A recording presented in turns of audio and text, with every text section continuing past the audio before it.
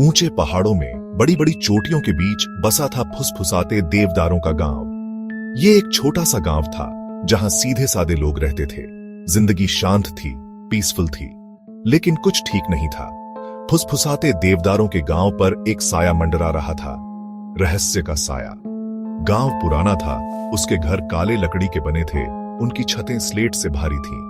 रास्ते संकरे थे, घरों के बीच सांप की तरह बल खाते हुए अजनबी कम ही फुसफुसाते देवदारों में आते थे, और जो आते थे वो अजीब घटनाओं की बातें करते थे। Unexplained events. गांव वालों को पता था कि उनके घर में राज छुपे हैं। उन्होंने हवा में फुसफुसाते हुए पेड़ों के बीच से आती आवाजें सुनी थीं। उन्होंने परछाइयों में चीजें देखी थीं, कुछ झलकियां जो उनकी रीढ़ में सिहरन पैदा कर देती थीं। फुसफुसाते देवदारों का गांव राजों की जगह थी, और इसके बीच में सबसे बड़ा रहस्य छुपा था। जब सूरज डूब जाता था तो फुसफुसाते देवदारों के गांव पर एक अजीब बेचैनी छा जाती थी। गांव वाले अपने घरों में चले जाते थे, दरवाजे बंद कर लेते थे और खिड़कियां कसकर बंद कर लेते थे, क्योंकि रात में गांव के रहस्य जिंदा हो जाते थे।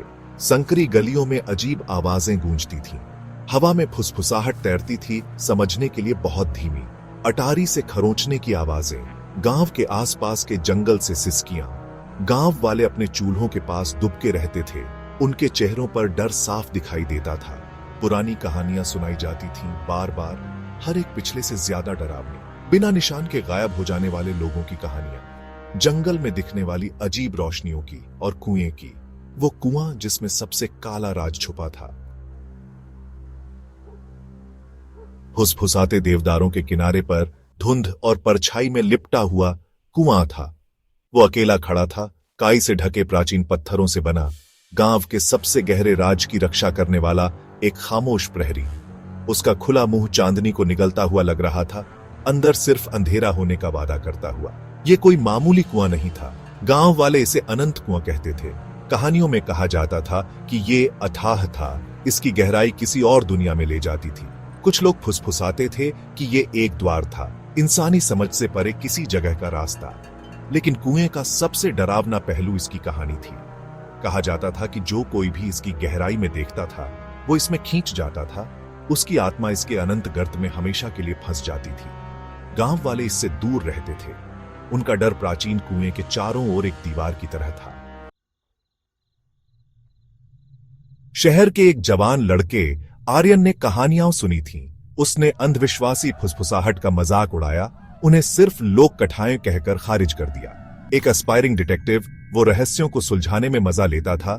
उसकी जिज्ञासा एक जलती हुई लौ थी जिसे बुझाया नहीं जा सकता था। वो फुसफुसाते देवदारों में एक सर्द शरद ऋतु की शाम को पहुंचा। उसका बैग नोटबुक, टॉर्च और एक कैमरे से भरा हुआ था। गांव अपनी भयानक खामोशी और चौकन्नी नजरों से उसके उत्साह को और बढ़ा रहा था। वो अनंत कुएं के पीछे के सच का पता लगाने के लिए दृढ़ था, सच्चाई को कल्पना से अलग करने के लिए। गांव वालों ने उसे शक की नजर से देखा, उनके चेहरे चिंता से भरे हुए थे। उन्होंने उसे खतरों के बारे में चेतावनी दी, उससे कुएं को अकेला छोड़ने की विनती की, लेकिन आर्यन नहीं माना।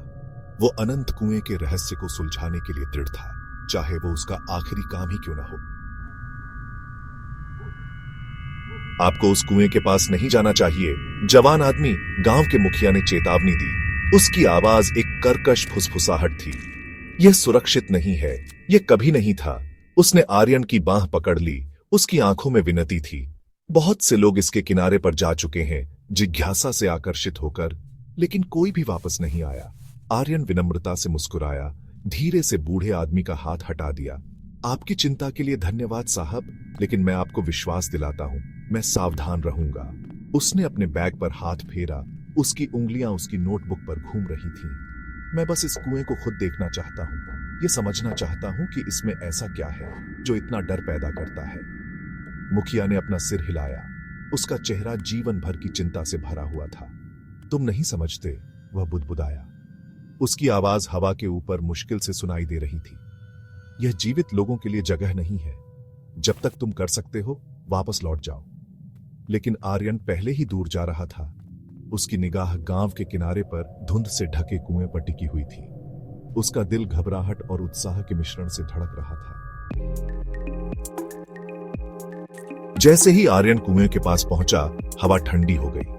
जमीन पर घनी धुंध छा गई। उसके पैरों के चारों ओर भूतियां लताओं की तरह घूम रही थी। उसने अपनी टॉर्च कुएं की गहराई में चमकाई, लेकिन प्रकाश अंधेरे में निगल गया लग रहा था।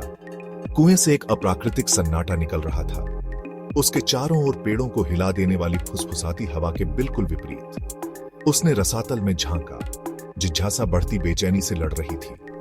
अंधेरा उसे अपनी ओर बुलाता हुआ प्रतीत हो रहा था, प्रकट हुए रहस्यों के वादे फुसफुसाता हुआ।